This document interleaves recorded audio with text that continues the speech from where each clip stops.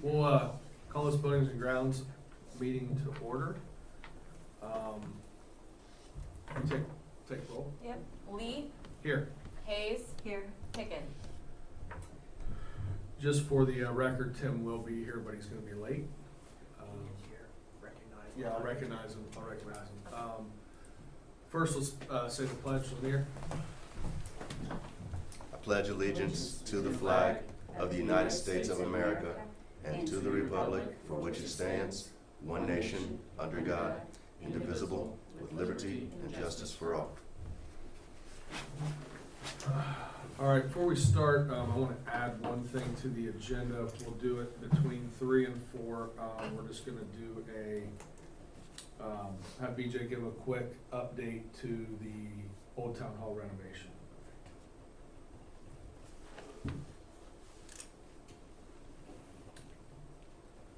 All right, I'm sorry, I didn't catch your name. My name's Gregory. Okay. Welcome. The floor is yours, and glad you made it. Thank you. To start off, I have a couple of Sure. pamphlets to pass out to just about everyone. I should have enough copies. Thank you, sir. When you go back to the podium, just make sure you give your name and address. Yes. Thank you, sir. And I apologize. I do believe a couple of them are upside down, so because my That's prints okay. are flipping.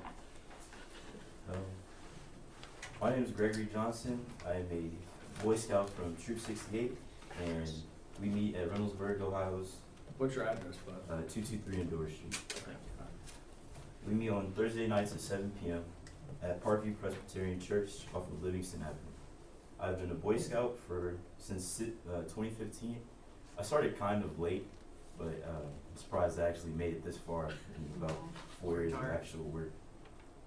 I'm a 2019 graduate of Summit High School's Eastham Academy, and I was the swim team captain of the 2018 to 2019 class. I really want to be an Eagle Scout because I feel like that's the ultimate goal in everyone's scouting career. Everyone's like, I want to be an Eagle Scout. So my project, I would like to have permission to put dirt, mulch, as well as perennial flowers around the base of each flagpole around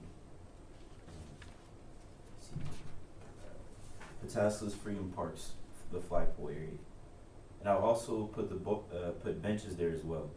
The benches would preferably be made out of a weather-treated wood so it can resist wear and tear from the elements.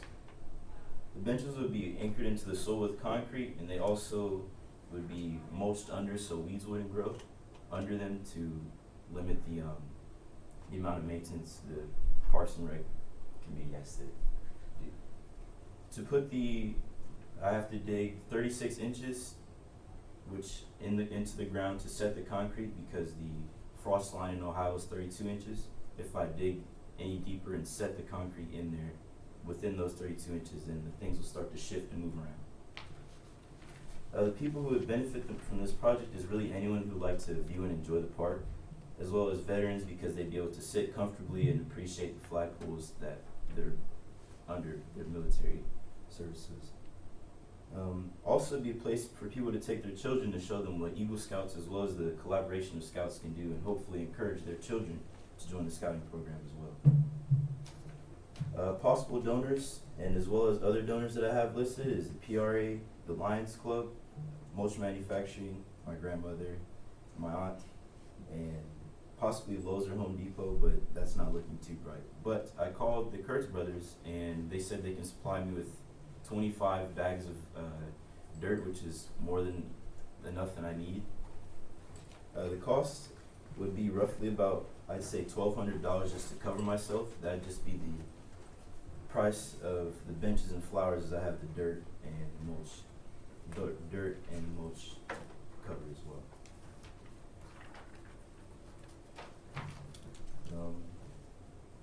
For the different types of flowers that I would have, I'd go for a red, white, and blue type of look to stick with the whole militaristic ideal. So I have a couple flowers listed. There's sorry, they're not on the actual material list, but some red flowers would be salvia or red daylilies. Salvia is more like a lavender type of structure for a flower. There's wallflowers and candy tufts as well for the white flowers, or the clematis or Russian sage as well. And that's all I have for this one. I think it looks good. Questions? Yeah, first, I'd like to, let the record show Mr. Hicken has arrived. Thank you very much, Mr. Lee. Good morning. Nice to meet you. Mr. Hicken. Thank you. Also, real quick, before we start questions, probably procedurally, we should, I do have a question for Mr. Crawford there, so should we, take a vote to allow him to speak at the committee meeting? I don't, I think usually administration, you don't necessarily have to do that with, but I'll certainly make a motion to hear. Okay, let's just do it to be safe. Sure. Okay. I'll make a motion to allow Mr. Crawford to speak at the committee hearing. Second? Take a roll. Hayes? Yes. Hicken? Yes? Lee? Yes. All right. My question for you to start is, when do you, and it may be on here, when do you anticipate to start this and have it finished by? As soon as possible. I can't start after August 19th, which is city council. That'd be my final approval. Yeah, I mean, obviously, if, assuming everything's approved, you After would I- start right after that. Yes, sir. Yeah, After what- I get all my resources and then let the scouts know, hey, I'm working on my Eagle project. If you wanna come help out, that'd be greatly appreciated. Do you have a deadline from them at all, or from scouts? From scouts, no, but my birthday is September 19th, so I'd be starting as soon as possible. Gotcha, Yes, sir. I got you, I'm with you. Before Uh, you're 18. Yeah. Yes, Mr. Crawford, any issues, anything you see? No issues with it. Since it's more so of a slightly smaller project than the other project that we had in the fall, I think this project here would just, I guess, set the tone and follow back up. Gary last year stated that someone would be coming behind him, just didn't have a time frame with that, and we're at that time frame now, and we're hoping that we can get it done. It's like less than a day's work, or Okay. 1 day's work, so as long as he's able to get it complete within that 3-week time span, we're okay with it.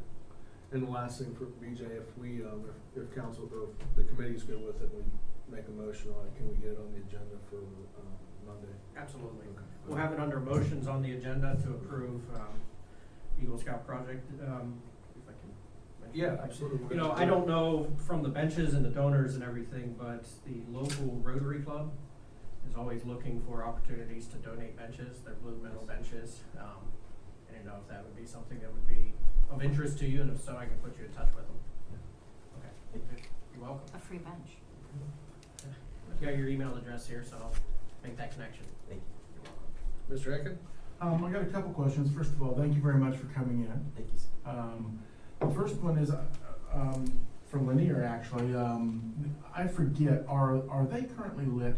Are each of the poles lit? The only one that is lit is the American flag, I believe. Is that in line with what you were thinking, or are you looking periodically to upgrade that? Haven't thought that far. Okay. What's there now, I think is sufficient because it actually illuminates, you can see it from the street, like when it's nighttime, you can Mhm. actually see it and it's bright enough. But I haven't thought that far to add light to all of the others. And so I wasn't sure if that may be an option. I don't want to give you extra work, but that's a thought. The other thing that we talked about was time frame, and first of all, I apologize for my tardiness as well this morning. But did you talk about how long it will take you to gather the stuff once we vote for it and you're off and running? I figured it'd be as little to about a week and a half. About a week and a half to get everything kind of lined up and ready to go. Will you then have to fundraise for that, or have you already done some fundraising? The only fundraising per se I have to go to is the Lions Club. And Jude Hampshire from Mulch Manufacturing, she's the president of the Summit Station. So she basically gave me a direct connection. I just have to go there and talk to them, Okay, and then go to the other Lions clubs and basically challenge them. That's how the so you're not gonna have to sit out with at farmers markets or anything. Okay, that's good. I think that answers my question. I had one more thing to mention. I have to call OOPS, or I think it's 811 is the hotline to call before I dig. Otherwise, I can't dig for the concrete or dig Sure. to to set the company. These are all good experiences for you. So, I mean, I know I sound like a mom right now, but just the calling and the communicating with people, that's the whole point of the project. You're doing a great job. Thank you. So, I won't unmom you. Sorry. Yeah, and I also wanna say, for as much as I like, all the projects that have been done on the green, I love to see the projects, Yep. in parks throughout the city. So, Perfect. kudos to that as well. And probably, I'm sure, the administration, to the Parks and Rec Department for steering it that way. I have a question. Have you considered asking Lowe's? I know that you weren't real sure about Lowe's, but the end of the growing season, they sometimes get rid of a lot of their perennials at a really discounted rate. So they have these carts in the back where they will start removing their perennials kind of just faster at a discounted rate. You might be able to, with evidence of your project, be able to get it donated. I know that as a teacher, when I write a letter on letterhead, they will sometimes, Home Depot will give me a $50 gift card if I have a project. So you might consider writing a letter on some type of letterhead or formal evidence of your project, asking for a donation for this project, and they'll give you a gift card. And then, or you could ask for a donation of end of season perennials, and you might not have to spend as much money. Because that's usually how I buy my flowers at the end of the season, because you can plant them in the fall really well. So, two thoughts there: money, or maybe they won't even. I mean, because they're ready to clear out their greenhouses. So any greenhouse that wants to get rid of their perennials might be willing to just let you have them. Just a thought. You're welcome. I have one other question. Usually when we get a tangible, and I don't mean that this is not tangible, but a cannon or a piece of a gazebo, though the council accepts those individual, I don't know, would that be necessary here? And has there been any discussion about this is initially a wonderful upkeep or a wonderful item, but it does require a maintenance aspect to it? And have you, or has anybody thought about who that's gonna be on, for lack of a better term? I would turn to Lanier for that as Parks Manager. Most likely, the upkeep will come into the Parks Department. What he's trying to do and what the previous project, basically as it was completed, the upkeep on that area will merely just be trimming and continuing to add mulch, which we are trying to add into our landscaping funds for year after year, so it'll fall under the Parks Department. Greg, and one of the things that, having been involved with a couple of these, I don't know how much you've vetted through your troop, through the scouts.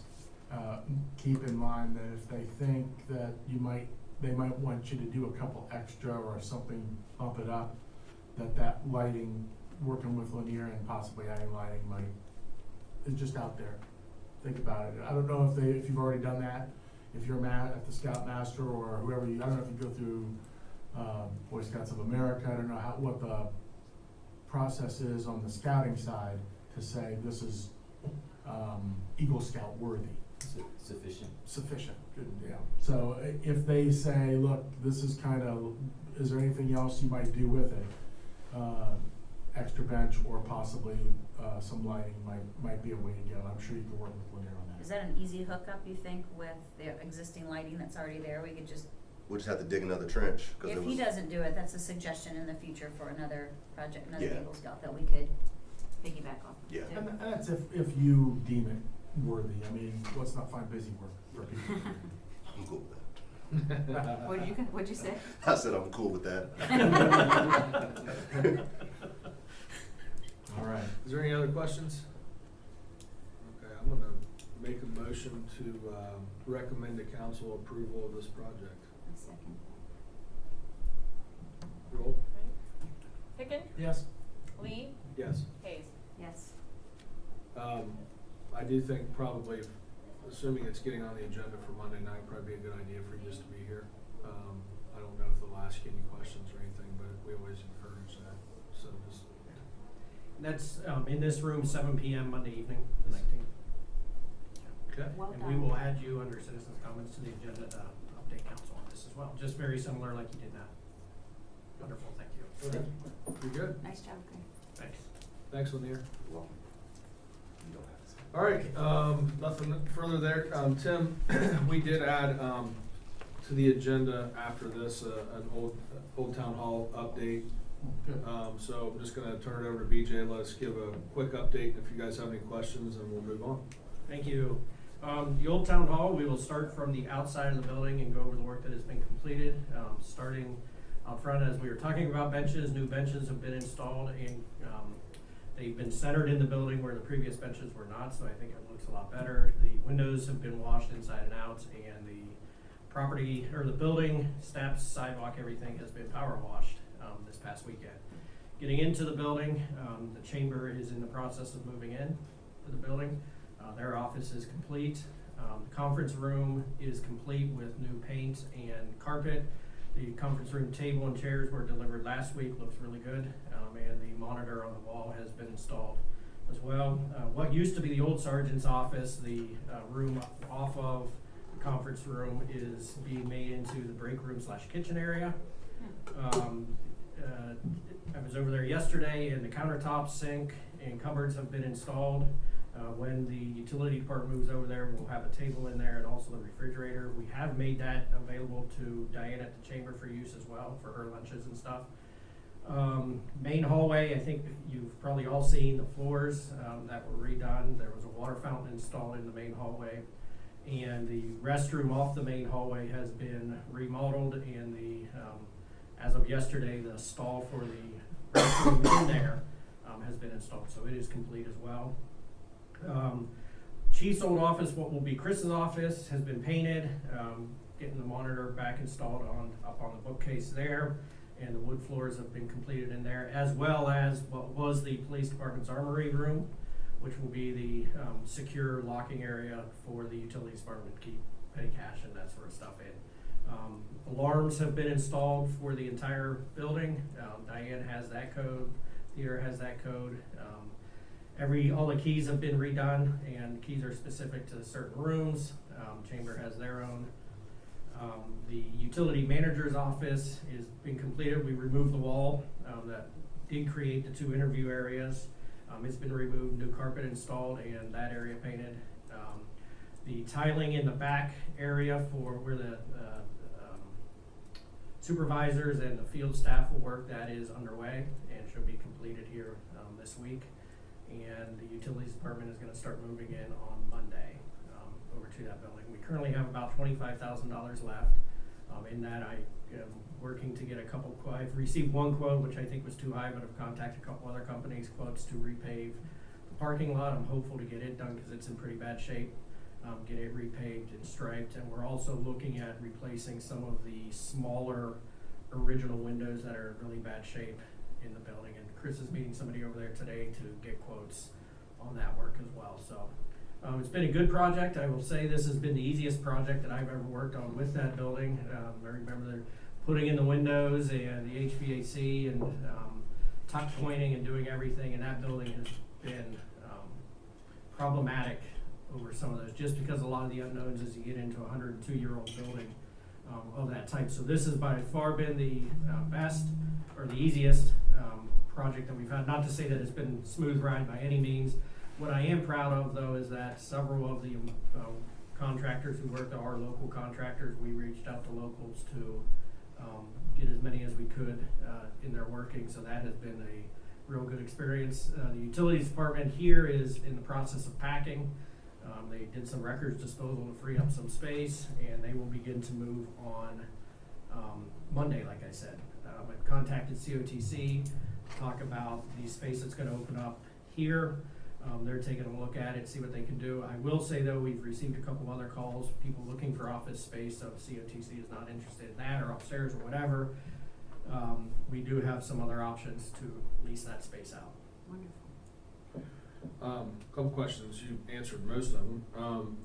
Are they wanting the building, what you're talking about COTC, are they wanting that room back, or? I have them focused on looking at here how this could be used. Okay, that's fine. And I know that's the preference of the utility, or not utilities, finance department as well. So do you think that the $25K left that'll probably be consumed by repaving and the windows? I would love to be able to get both done. We may, the first paving quote that I received was about 32,000. That was from, I'll say, the Shelley Company. We talked to them when they're here doing our road program, if there would be an economy of scale. I was hoping it would come in lower. Contacted some smaller companies who do just parking lot jobs, so I'm hopeful to get smaller. You know, I will say, keep in mind, we do have for the next, and it's gonna continue with the updated budget, $60,000 per year for that building dedicated in the 5-year CIP. So, you know, if parking lot or windows or something doesn't happen this year, it certainly will be one of the priorities for next year. Okay. I think he answered all my questions, so I'll, pass it on. Tim?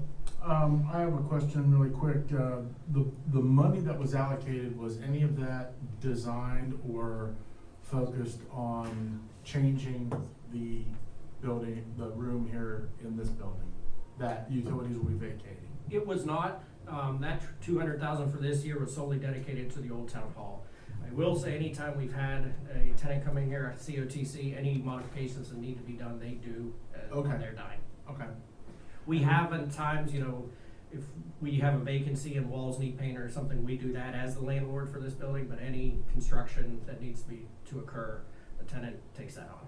And the only tenant that's ever done that is COTC. Everybody else just moves in and uses that as it is, as office space.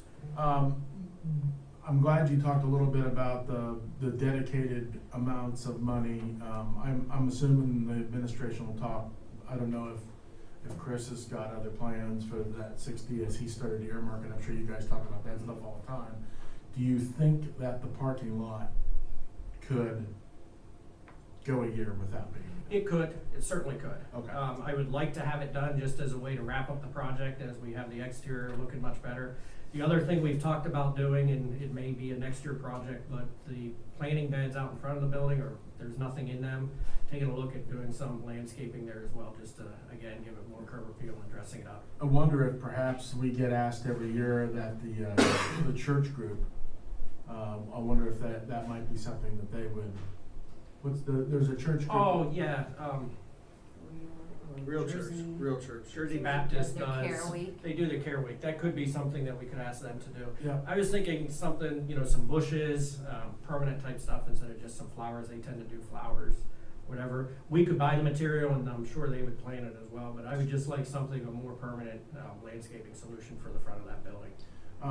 Next question is, have you guys talked any about securing the parking lot if we are putting utility trucks with equipment in it on parking there overnight? We, plans have changed some. Any of the only vehicle that will park there from the utilities department is the transit. The superintendents will, they won't have any trucks there. We did, you know, after the last time we talked about this, kept talking about it, I don't think it's the right call in the downtown to try to put a fence up to secure that thing. Yeah, I really don't. agree. I mean, I don't know what it would look like. It wouldn't but- look good. Yeah, I agree with that too. I was open to whatever it might be, but I also didn't want to just start parking trucks back there and. No. I can, sorry. Okay, sorry. I can understand why you would want the parking lot buttoned up before they move in, because once you start moving in all the vehicles, then you have to take labor to move it someplace else. Okay, I have another question. Yeah, go ahead. AC upstairs, where are we on that? I don't have an update on that. Okay, Now that we're getting Main Street wrapped up and some of the other stuff, I am going to defer okay, more attention to that, I promise. okay. No, well, and then the play will be out of there. Play is out of there. I talked to Rachel a couple times about the play. They used the restroom for the first time in the main hallway for the play, so they were very thankful for that. I know Tim had asked one point, would that one restroom be sufficient, and it turned out to be sufficient for them. And if I can turn to restrooms, weird topic, but the main, on a day-to-day basis, the main restroom, or the restroom in the main hallway, that's gonna be dedicated as the women's restroom. And then the one in the back, what used to be the booking area, which will now be the field guys and the supervisors, that will be the men's restroom back in there. I do encourage you, I know all of you have stopped in at different times throughout the project, being over there yesterday and seeing the furniture in the conference room and the kitchen being done and all of that, it's looking really, really good. So if you guys are interested in seeing, let me know, we can get in there and take a look. Talking to the chamber, they are interested too, once everything is settled and everybody's moved in, scheduling something to open it up to the public to come and see the work that is done.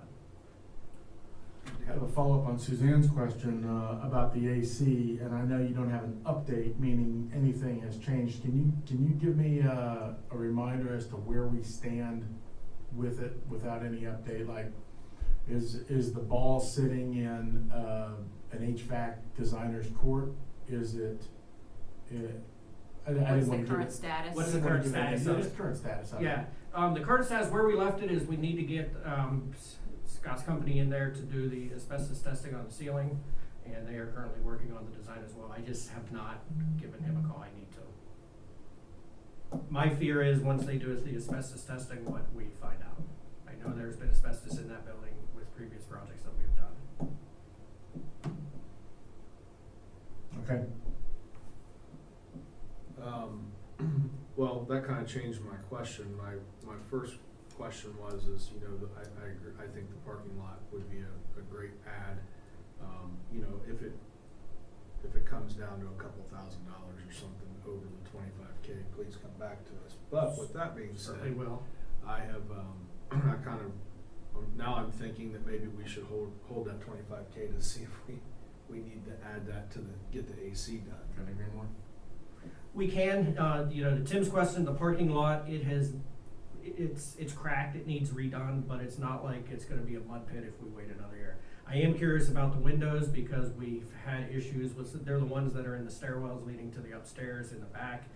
We've had issues with panes and having to replace those, so, if we can get a couple some of the troublesome windows done for a couple $1,000 or whatever it would be, I'm in full favor of doing that just to secure up the building. And then if we wanted to hang on to the rest, we certainly could. Whatever is not used, you know, say if we did not use it this year, it would just roll over into the budget, could be reallocated for next year, meaning that, you know, we have 60 identified in the budget for next year for that building. If we held on to it and say we had 20 left over, we could reallocate it to put it with that 60 and have 80 for next year. Okay. What I don't wanna have happen though is have it lapse and lose that budget for the building. Yeah, and I, just to go one step further on that, I feel pretty strongly, and I'm guessing that you guys do too, but I'll let you speak for yourself, that we've made a commitment to that AC, so whatever that number is, I mean, we have to figure that out. But and I'm guessing if the asbestos removal would be expensive, we have to look at that, 'cause we Have it. And I will say that if there is asbestos having had discussions, 200,000, it's gonna take every bit of 200,000 just for the system in that building. Right. Do we, Okay. do we still have the grant? Yes, Okay, we do. excellent. Let me ask you to clarify that statement right there. It's gonna take every bit of 200,000 to do. It's gonna be to put in the to put in the AC So what- yeah, system so what you minus got- the asbestos. Yeah, so I'm not including the asbestos. There's in that. there's no fluff or. Correct. Okay. Have you, in your initial conversations with the company that's doing the work, do you see it topping that? No. Have they been given that as They have been giving that as an absolute number that it needs to be done for.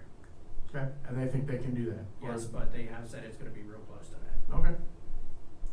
Okay. Any other questions on that? We'll move on. Okay. So we'll move on to property maintenance code, general discussion.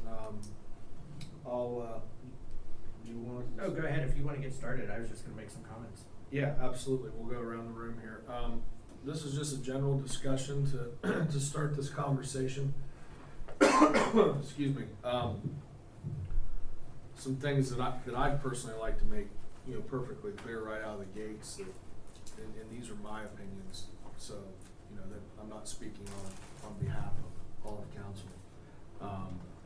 I think that this is long overdue, and I think that, when this was tried before, it was not successful, and I do not envision what we're talking about today, mirroring that any way, shape, or form. I think that was a one-size-fits-all, and I want to make it clear that what that was in the past is not what what we're trying to do here. The way I envision it is simply looking at platted subdivisions, some residential, and businesses. And, you know, again, I'd like to emphasize not looking at agriculture at all. I think that was part of the problem with the last one. But I feel like we owe it to our residents and our businesses to, you know, have our city look the best that it can. And, you know, there's buildings and developments that need some attention, in my opinion. On the platted subdivision, one of my concerns that I learned as I was going around, going throughout my ward, getting petitions signed and just driving around and looking, we have some developments that were built, they're probably getting close to 20 years old now. Yeah. In the early 2000s, that aren't being kept up. And what I've learned by digging into that a little bit is a lot of these developments have turned into rental properties. And this, you know, I found this America Homes for Rent is, and I'm not saying they're the only one, but are buying these up and renting them out. They're buying them cheap, renting them out, but they're not keeping them up. So I feel like we owe it to the people that do own homes in these developments that are trying their darndest to keep up on their homes, that the houses around them need to be as well. So I think that we need to step up our game in the residential developments for the, you know, the betterment of that development and the city as a whole. So I want to look at that too. You know, I don't want to go too far with it either. So those are my general comments. We can start the discussion wherever. Do you want to start, BJ? Yeah, I just wanted, you know, I'll probably say some of the same stuff that you said, Tommy, but this certainly is something that's gonna help maintain the integrity of our subdivisions. You know, we do have subdivisions that are, as you said, 20 years old, that are starting to look aged and dated. We also have people proposing new subdivisions here. We just don't wanna have a vicious cycle of new gets built, 20 years starts to look aged, new gets built, and just going through that. So I think it helps maintain the integrity of that. The previous attempt at a property maintenance code, I agree, it went too far. It was a one-size-fits-all, and I think it's important to understand the makeup, the diverse makeup that we have in this community. And there are certain areas where it makes sense to do, and there's some areas where it makes no sense to do it. You know, we've said before, do we mirror it after where our tall grass and weeds applies? Platted subdivisions, residential properties, downtown areas, and just like other zoning things, ag should be exempt from it. You know, I believe strongly in that. I don't think we're trying to say if you have a barn or whatever that this is going to apply to it. It's not. I think there can be a common sense approach. I've done this, you know, a mental exercise, I guess you'll say, is, you know, put yourself visually in front of a house, standing in front of a house, and take a look and just say, as you're looking at that house, what should be maintained? You know, gutters, downspouts, doors, screens, windows, grass, fences, junk in the yard, abandoned cars, and I think those are things that make common sense when we're doing this. I do want to emphasize, and this is one of the things that was going around last time, this is not a discussion about going in anybody's house and telling them what to do interior. That's not for us to do. This is strictly the exterior of a building and how to maintain it and maintain the integrity of properties when they are built for the good of the neighborhood and just for the good of neighbors. I think there can be a common sense approach to this that will be beneficial to the community. Okay. Let's go down the line here. Mrs. Hayes? Just to clarify, I agree with you on the different locations, you know, obviously not agriculture. Is that a code thing? Is that something we're looking at, like the zoning area of that, or is that, like, how do you classify what's in the area that you wanna maintain? Is that a code thing, or? Scott, we talked a little bit about how to go about this, so I'll let Scott explain that one. So I think the thought would be, I mean, you could look at it, is it zoned agricultural? Yes. Okay, Um, and then it's, But then the sizes of those lots vary. Typically, it needs to be at least 10 acres if you were gonna do a new agricultural lot. However, we have some non-conforming lots that fall below that. My thought would be is if we just mirror it on the new stipulations we added to the grass and weeds ordinance. So platted subdivisions, properties an acre and a half or less, commercial properties, and just mirror that and do that the same way. I think that would, because we've had success with that, with not doing it as a one size fits all, and I think that would be good to apply it this way and not go too far. That if someone has a farm that's, 50 acres and saying, oh, well, your barn, you need to fix that. I think it's more for the people that, in the platted subdivision, you live next door to it, it Right. directly affects you. proximity and closeness to your neighbor. And I think the other way to look at it is to find a code that any reasonable person, and not trying to pick on anybody, but this came up at the last council meeting, the Pataskala Square strip mall. I think any reasonable person would say that needs some help. So I think we'd craft a code that we're not gonna get nitpicky on people that, oh, you need to paint this or that, but you'd look at something and say, okay, we need to do something about this. Thank you. Tim? Well, I have a couple of different thoughts on this, and I've begun to share them in open with council. The first thing is, I think this is gonna be a long process to see, and in my mind, to see if it is something that can be done. I don't know that I believe at this point that it's a quote unquote done deal. I'd like to see how we find the things that have been discussed. I think it is very easy to say common sense stuff when it comes to asking citizens to maintain their property. I think that there are some that are absolutely obvious, and those are the easy ones. The hardest part is where you get to the ones that are not very obvious, or I guess the more correct word would be subjective, what one person finds as distressing, somebody else may not. I would want to focus much more on compliance than penalty, and see if the city could, if there happens to be a property with significant problems, is there something that can be done to, what is the process moving forward to get it addressed?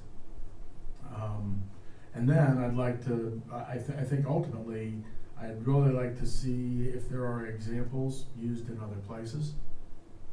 We tend to do that now and then. I think that's a good place to start, to not reinvent the wheel from the get-go.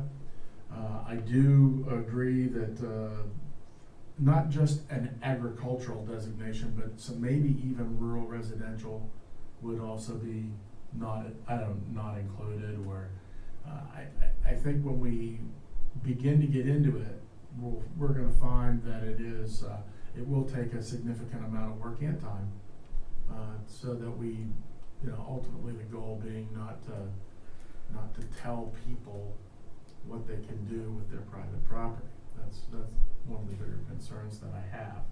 If you've got something that is, I think as a city we've experienced facades falling off of buildings or unsafe situations. That's the no-brainer for me. If there is a facility or a piece of property that's owned and it's in danger, there's obvious danger to other citizens because something may fall on them, that's kind of the no-brainer part of it. I'll be really interested to see where we begin to delve into the other things. And like I said, I don't know that I'm really sold on it yet. I take it very seriously, not if somebody thinks that one person might think, wow, that house needs painted, and the owner might say, you know, I don't believe in that, or, you know, that's where I think we're gonna, need some clarification down the road.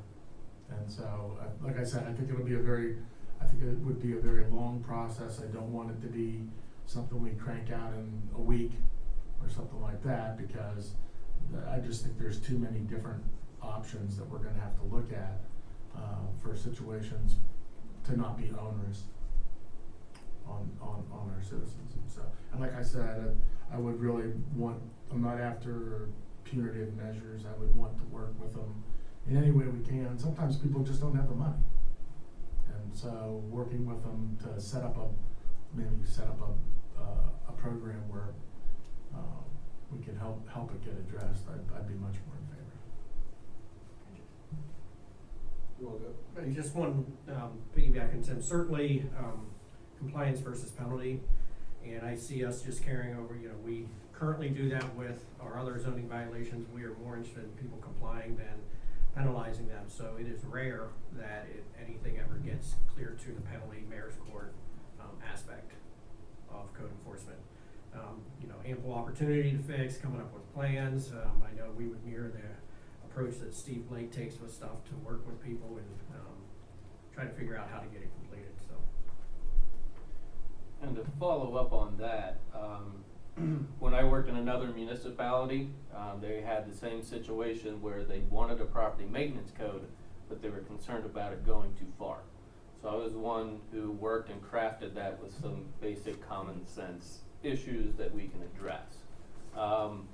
In that, what was adopted was an abatement plan, because if you have a house that, for example, there's multiple things wrong with it, it didn't get that way overnight, and it's not gonna get fixed overnight, and there might be some financial hardships that prevent them from doing the proper maintenance. So it was an abatement plan. Let's sit down, let's come up with a plan upon how this is gonna work. And this is kind of what we do now, but it's not codified.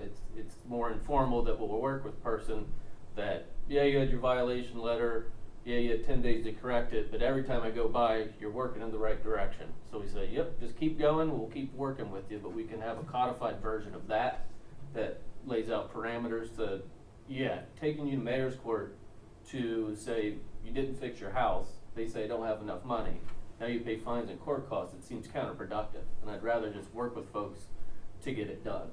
Also, what we can look at is there's been times that Steve has gotten a complaint and went out and he can't do anything except say, will you do me a favor and help me out? For example, people with green swimming pools that's harboring mosquitoes. We can't do anything. We even contact the health department, they can't do anything. So that would be a simple one to say, you know, clean up your pool.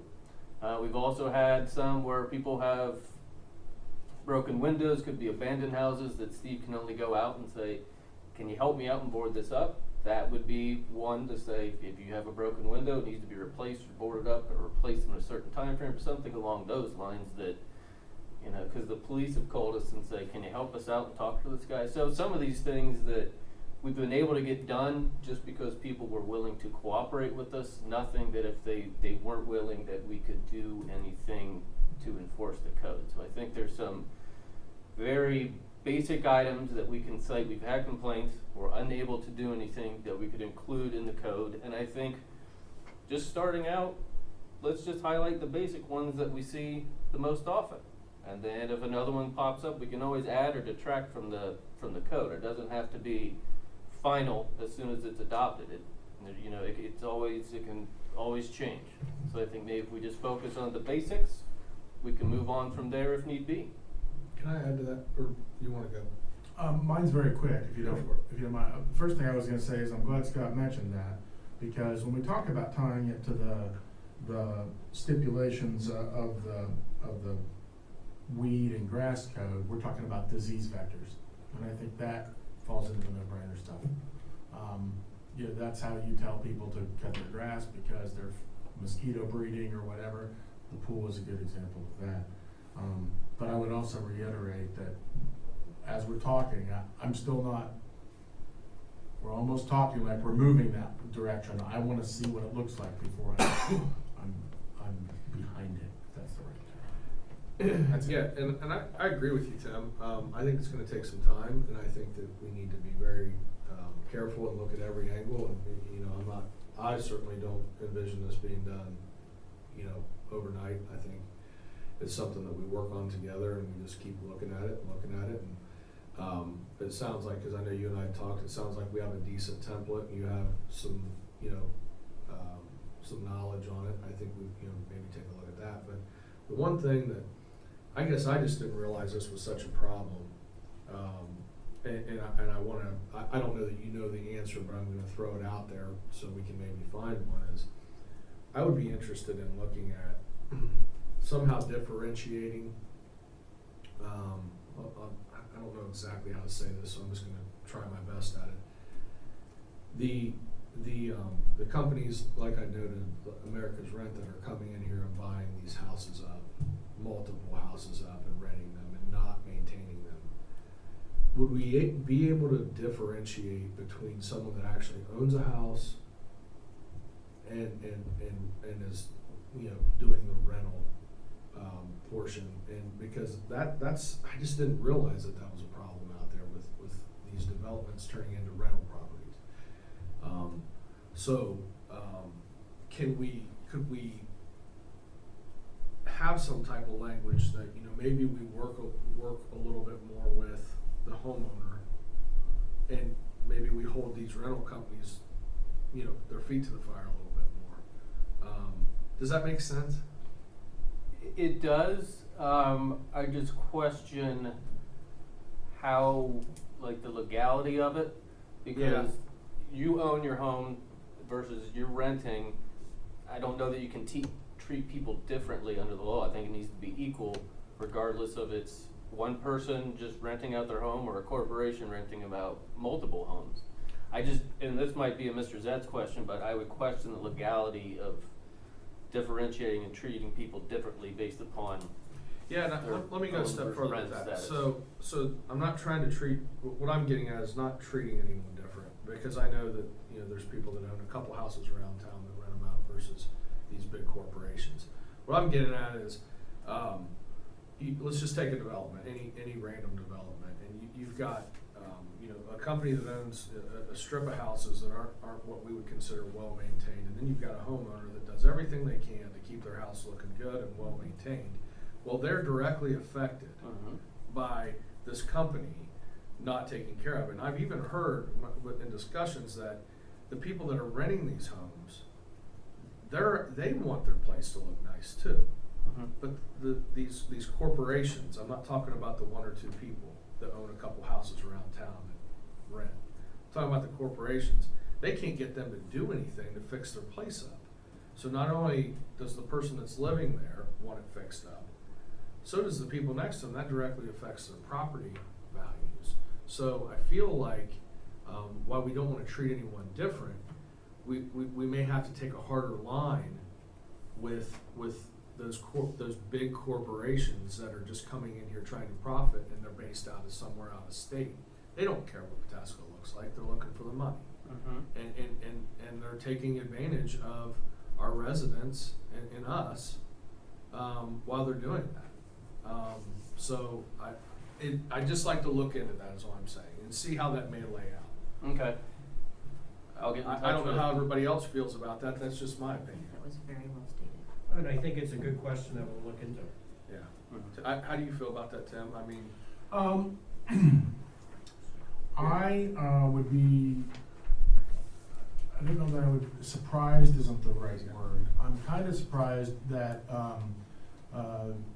and grateful that you were able to identify that this may be a problem, but I'd want to make sure that it was before we. oh, I agree. Yeah, so I this think is- that's part and parcel.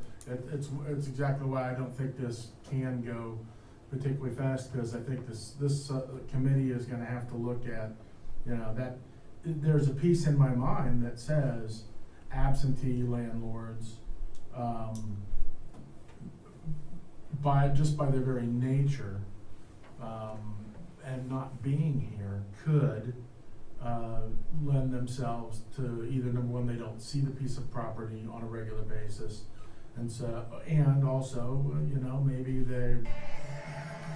it's a financial situation for those landlords, and they may be putting money into a different piece of property, or purchasing a different piece of property, versus an individual homeowner and having that, esprit de corps, or whatever you wanna call it, that, to want their residents to look good. But I'd wanna make sure that that was indeed the case, and those situations did exist before we talked about, I don't know, focused enforcement's too strong, or, you know, turning, developing a set of rules based on that. I wouldn't wanna do it until we find out for sure. Yeah, and I think just to expand on that, we're on the same page, is, let's take the Patasko Square. You know, we had people come in and, you know, Mr. Washington does a nice job, he has a great business, and he's trying to keep his place up, but he's directly affected by Patasko Square. All I'm getting at is, you know, you have an absent landowner there on the rest of the square that owns the strip mall. I didn't realize that was an issue residentially also, that we've got that going on in here. So I really want to take a hard look at that. Does that make more sense? I just didn't know, I didn't know it was a problem. But I think if you go out and drive around and talk to people, You can find them. you can find it. And I'm not referring to one specific development or anything, I'm just saying there's multiple developments that are aging, that aren't being kept up, and they're turning into that. So that's where I was headed with that. So I wanna look into that. I had one other thing that I wanted to bring up, just to look into. Not, obviously, we're not there yet. Suzanne, Tim, do you have anything else you wanna add to this? No, I think it's good, it was a good discussion. Yeah, I guess the only other thing I would have is, as the committee chair, and also the administration, what do we think our next steps? What do we, you know, are we looking to have the administration give us a couple of different codes from other places and say, okay, this looks bad, this looks good? Or are we looking to ask Scott to use his expertise from the past to come up with something, or a hybrid of both? Just kind of to lay out the next step, realizing, you know, it's probably, I think education for us will be the next step. How do we go about that? That's a great question, because I was gonna get to that. Let me address one other thing, and then I'll give my 2 cents on that. You have something, Scott? No, I was gonna also weigh in.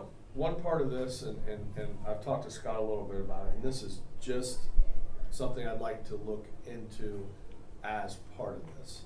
Okay. It may make sense, it may not. If we're taking on something like this and assuming that this goes forward, this would only be as if we adopt something. I feel like that we would owe it to your department to help you out staffing wise, because this is a big project and there's a lot of parts to this. I'm learning, so I'd just like to look at. We've allocated funding 3 years ago for the HR position, for a part-time HR position, and we haven't filled that. And you know, talking to BJ, we don't have a need for that right now. So if this were to happen, I'd like to find out, do you think that we may look at maybe reallocating that to a part-time zoning inspector to help out Steve? I know Steve is already slammed, and we go and add this on top of that. I don't know how he would keep up, and I don't think that's fair to you guys. So I just want to throw that out there now. Let's investigate that over time to see if that would be a part of this. I don't want to go out, I guess what I'm getting at is I don't want to go out and you know, let's just say hypothetically we did come to some type of an agreement and council passed it. Well, that's great, but if you don't have the staffing to go out and implement it, it's no good. So I want to make sure we're looking at that part as we move this discussion forward. Any thoughts on that? I think it's, again, I'm back at the point of, I'd wanna see how much extra stuff, are added to the plate. I don't know, it seems, I'm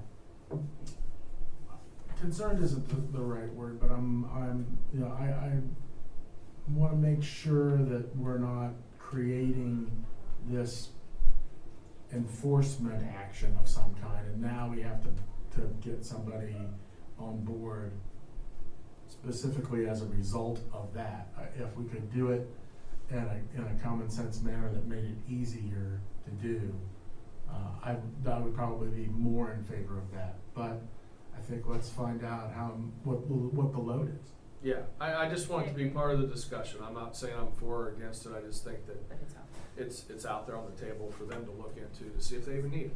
I'll be honest with you, I don't know that we almost already don't need that position. I agree, that's what I'm getting at. Anyway. Not necessarily because of possible legislation, just because of the load.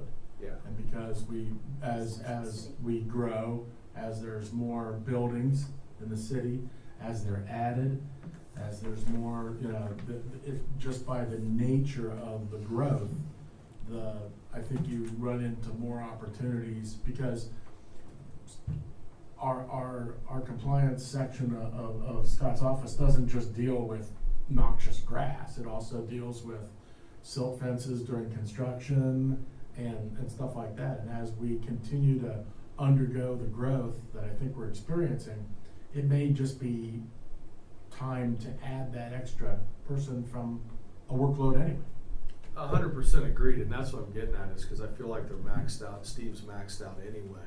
If we even add, even if this is just a document that's 2 pages long, that's citywide, I feel like adding that one more little thing, no matter how big or small it is, that you guys won't be able to keep up. And I just want to make sure that doesn't happen. So we'll just keep it as part of the discussion. Moving on to Tim's question, and I'd like the committee to all weigh in on this to make sure that I'm on point or I'm not. I believe the next step is directing Scott and BJ to start, you know, looking at other comparable cities, other comparable, you know, codes, doing the research phase, and bring this committee back some options, some just different variations. We don't need to reinvent the wheel. You know, maybe we see how those options fit into something like our tall grass and weeds, but I think we're very preliminary, and now's the time to dig in and do the research phase of it before we take. I don't think we can go any farther without doing that part. And if that takes, and I envision that taking some time. So I'm not saying we should reconvene here in 2 weeks. I think what we'll do is take your time, let's do it, and when you think you're ready to come back, then if that's a month or 3 months or 6 months, well, maybe not 6 months, but I don't want to rush you because I think it's going to be a pretty long process. So that's where I'm at as far as the next step. I'd agree with that. I agree. So I mean, and it doesn't even need to take place in a committee setting. I mean, as far as I'm concerned, periodically getting something where Mr. King or Scott says, hey, here's something we found, this one looks good, read it in your free time. yeah. You know. Yeah, we don't have to call a meeting every time to look at it. I'm just thinking, start putting stuff together, make it our own. Take goods and, you know, let's look at the goods and bad. Give us 3 options for this or 2 options. Also, another thing I think that as this progresses, I think that Mr. Zetz needs to be heavily involved in it to make sure that we're not stepping out of bounds, you know, before we even really get our feet set. I don't disagree. Typically, when we do legislation, we do send it to Mr. Zetz and say, hey, this is what we came up with. You know, is there anything you see wrong with this, just to make sure we don't pass something that ends up being illegal. My thought would be is just creating a framework to say, here's where it applies. Here's some things that we could add. Is it, you know, windows, swimming pools, et cetera, et cetera, et cetera. Here's how it could be regulated, just general, Like a very matrix general system, items. yeah. That as we add those in there, then it's like, you could look through and say, well, that's a little much, take that one out, that one's a little much, you know, so we could just see where we go, and then slowly turn it from just a list of items into a legislative document, you know, if we get to that point, and then we can do that. And then that way, it's just a basic framework, and it's not all legalese, we can just look at it that way. Can you start working on that? Yeah, and my thought would be, we'll just look, you know, other communities, what do they have? I'm sure we'll find some that are relatively basic, some that are very involved, and just kind of make it almost like a menu. This is kind of what I'm thinking, and that way we can progress it if you know, the committee chooses to do it. Yeah, and it sounds like you've got some knowledge of, you've done this before, I have. and it sounds like we're ahead of the game there. Yeah, so we'll just go that route and take a systematic approach to it and just start from the ground up. The other thing that I meant to mention earlier, just again, my own opinion as to why this is so important. I think that as development committee is looking at design standards, you know, requirements of how these buildings are going to be built moving forward, not just buildings, but any structure. And we're going to ask for developers to come in and build to a certain design standard, assuming that's passed again. I feel like those work kind of hand in hand. Is we get them here, they build them to a standard, and then we have to keep that standard. I don't feel like that's happening. So I see these as one and the same, but not the same. So. Well said. I agree, and I have begun researching design standards from other communities and then working to get, you know, if the design standards say this, but then have a visual representation so you can see them in action. So instead of saying, well, that's great, what's that look like, try and get a picture or elevations or something that can reflect those standards in practice. So I have been researching that. Do you think, Scott, with that being said, do you think that these should be, would design standards be codified? They would be, yes, they would be codified. Typically, it would be a separate section, because failure to comply with those, they would have to be approved through planning commission, or potentially a variance granted by BZA, or approved by council as part of rezoning. So there wouldn't be failure to, you know, abide by these, you get a violation letter, as we would have with, you know, property maintenance type code, but these would be in more of a separate section that would be at the discretion of planning commission, council, board of zoning appeals, that if they don't grant you a variance or don't approve it, you have to do what the code says. I guess what I'm getting at is you know, obviously they can't be the same code, but should they be kind of mirror language so that they kind of work together and they don't conflict each other? Oh, we can make sure that there's no conflict, but Right. it's just kind of, you know, apples and oranges I get kind it, of yeah. situation where it's like, I don't think to attempt to mesh them would be the most beneficial route to take. I agree. So, all right, well, we'll just let you get to work on that and get a hold of me when you got something you want us to take a look at. And, you know, Tim, Suzanne, you guys have anything else? I don't. I do not. Make a motion to adjourn? Second. Roll. Lee, Yes. Hayes, Yes. Pickett. Yes.